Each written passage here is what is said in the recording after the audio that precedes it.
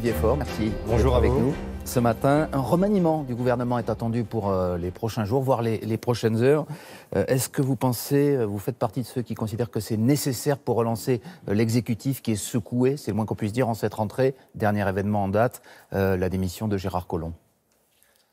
Écoutez, moi ce que j'attends, c'est moins un remaniement des hommes qu'un remaniement de la politique qui est conduite. Parce que ce qui ne colle pas aujourd'hui, et la raison pour laquelle les Français aujourd'hui sont déçus de ce qu'ils voient, ce n'est pas tellement, c'est pas simplement le bazar continu depuis quelques semaines, mais c'est d'abord la politique qui est conduite. Et je pense retraiter à ceux qui ont subi la CSG l'an passé, qui vont maintenant voir leur pension désindexée. Je pense aux familles qui vont voir leurs allocations familiales baisser. Je pense à ces locataires qui voient aussi les APL, qui avaient été vécus déjà comme une agression l'an passé.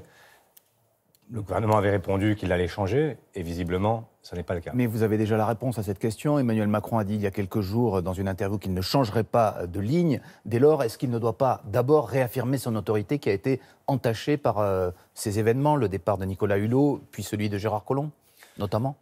Mais son autorité, elle est entachée par le fait que la politique qu'il conduit ne fonctionne pas. Moins de croissance, moins d'emplois créés, moins de pouvoir d'achat.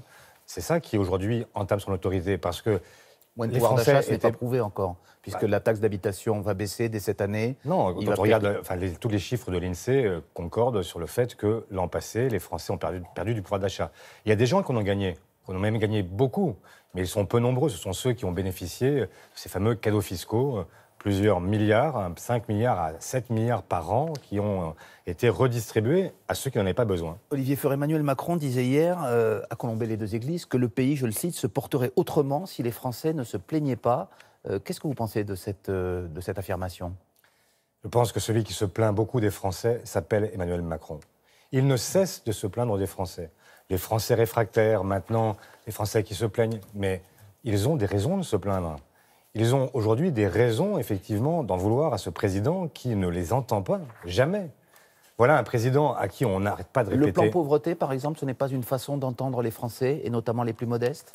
Mais le plan pauvreté, vous avez remarqué que c'est la première fois qu'on a un plan pauvreté qui est autofinancé par les pauvres eux-mêmes. 8 milliards sur 4 ans pour les plus pauvres, et dans le même temps, 8 milliards de baisse des APL.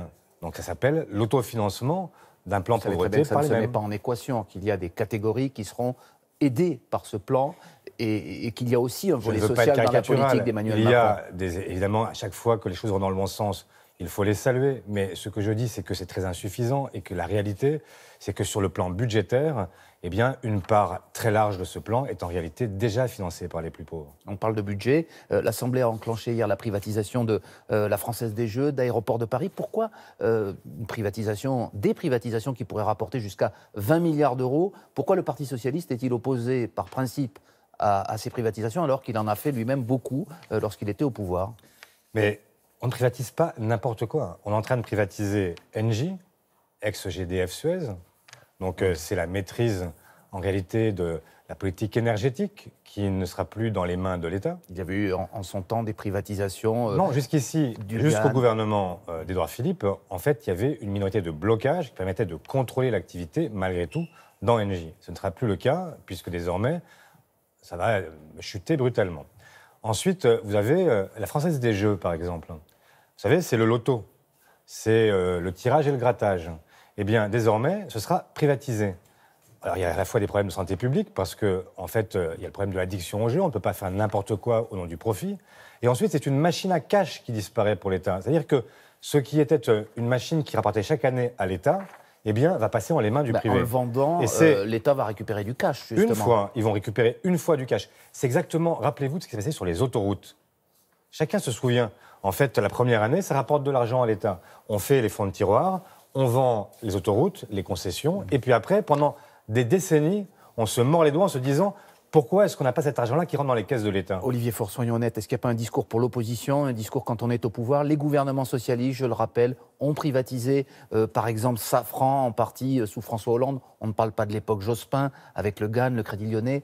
Est-ce qu'il n'y a pas aussi une part d'hypocrisie dans cette affaire? Quel rapport, franchement, entre Safran, qui est une entreprise aéronautique, ou le Lyonnais, qui est une banque, et la Française des Jeux?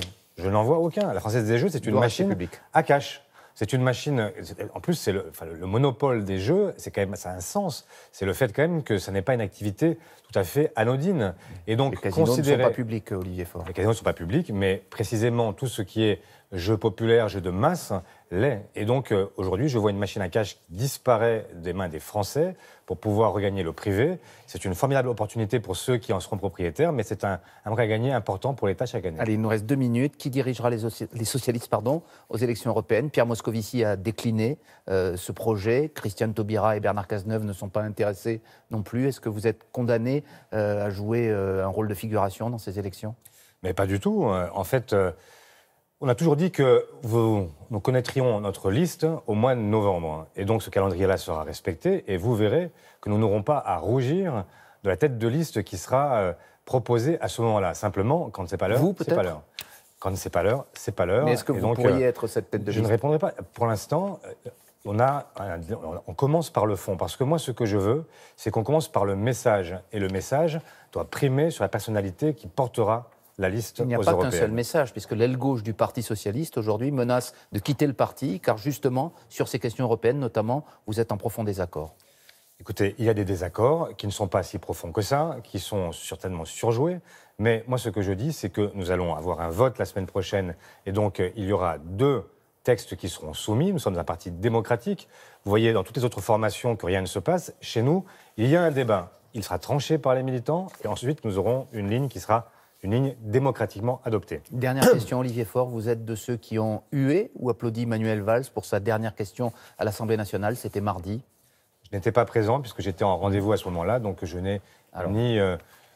si vous y aviez été, puisqu'il y avait quand même les socialistes qui étaient présents, qu'est-ce que vous auriez fait? Moi, ce que je reproche à Manuel Valls, c'est d'avoir été son propre parjure et d'avoir méprisé un processus démocratique qui était la primaire dans laquelle il était inscrit. Vous avez dit qu'il méritait le goudron et les plumes dimanche dernier. C'est ce qu'on réservait aux tricheurs quand même au Far West. C'est un petit peu dur peut-être. Écoutez, c'était une formule.